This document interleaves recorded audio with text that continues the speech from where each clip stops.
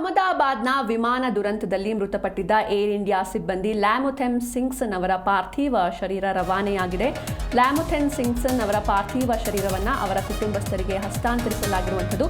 ಅಹಮದಾಬಾದ್ ವಿಮಾನ ದುರಂತದಲ್ಲಿ ಇವರು ಮೃತಪಟ್ಟಿದ್ದು 26 ವರ್ಷದ ಲ್ಯಾಮುಥೆನ್ ಸಿಂಗ್ಸನ್ ಏರ್ ಇಂಡಿಯಾದ ಸಿಬ್ಬಂದಿಯಾಗಿ ಕಾರ್ಯವನ್ನು ನಿರ್ವಹಿಸ್ತಾ ಇದ್ರು. ಇನ್ನು ಇವರ ಮನೆ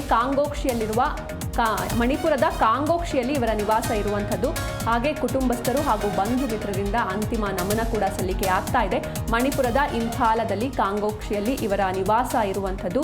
ಗುಜರಾತ್ನ ಅಹಮದಾಬಾದ್ ವಿಮಾನ ದುರಂತದಲ್ಲಿ ಮೃತಪಟ್ಟ ಏರ್ ಇಂಡಿಯಾ ಸಿಬ್ಬಂದಿ ಲ್ಯಾಮುಥೆನ್ ಸಿಂಗ್ಸನ್ ಅವರ ಪಾರ್ಥಿವ ಶರೀರ ಅವರ ನಿವಾಸಕ್ಕೆ ತಲುಪಿದೆ. ಸಾವಿರಾರು ಮಂದಿ ಅವರ ಅಂತಿಮ ಯಾತ್ರೆಯಲ್ಲಿ ಭಾಗಿಯಾಗಿದ್ದು ಮೊಂಬತ್ತಿ ಹಿಡಿದು ಅವರ ಆತ್ಮಕ್ಕೆ ಶಾಂತಿ ಕೋರಿ ಸಂತಾಪವನ್ನು ಸೂಚಿಸಿದ್ದಾರೆ.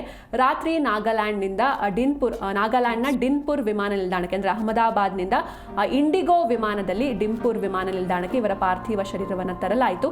ನಂತರ ಇವರ ಕಾಂಗೋಕ್ಷಿಯಲ್ಲಿರುವ ಇವರ ನಿವಾಸಕ್ಕೆ ತಡರಾತ್ರಿ ತಲುಪಿಸಲಾಯಿತು. ಕುಟುಂಬದ ಸದಸ್ಯರು ಹಾಗೂ ಬಂಧು ಮಿತ್ರರಿಗೆ ಶವವನ್ನು ಹಸ್ತಾಂತರಿಸಲಾಯಿತು. ಇನ್ನು ಕಣ್ಣೀರು ಮಿಡಿಯುತ್ತಲೇ ಮಗಳ ಅಂತಿಮ ಯಾತ್ರೆಯಲ್ಲಿ ಪೋಷಕರು ಪಾಲ್ಗೊಂಡಿದ್ರು. ಇವರ ಜೊತೆಗೆ ಸಾವಿರಾರು ಮಂದಿ ಸಾರ್ವಜನಿಕರು ಕೂಡ ಜೊತೆಯಾಗಿದ್ರು. ಮೇಣದ ಬತ್ತಿ ಹಿಡಿದು ಸುದೀರ್ಘ ಮೆರವಣಿಗೆ ಮೂಲಕ ಶವವನ್ನು ಅವರ ನಿವಾಸಕ್ಕೆ ಕೊಂಡೊಯ್ಯಲಾಯಿತು.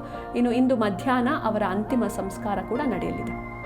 ವಿಮಾನ ದುರಂತದಲ್ಲಿ 26 ವರ್ಷದ ಲ್ಯಾಮುಥೆನ್ ಸಿಂಗ್ಸನ್ ಮೃತಪಟ್ಟಿದ್ರು. ಇವರು ಏರ್ ಇಂಡಿಯಾದ ಸಿಬ್ಬಂದಿ ಆಗಿದ್ರು. ನೀವು ಅವರ ಚಿತ್ರವನ್ನ ಕೂಡ ಇಲ್ಲಿ ಗಮನಿಸ್ತಾ ಇದ್ದೀರಾ. ಹಾಗೆ ಆಕ್ರಂದನವನ್ನ ಕೂಡ ನೀವು ದೃಶ್ಯದಲ್ಲಿ ಗಮನಿಸ್ತಾ ಇರ್ಬೋದು.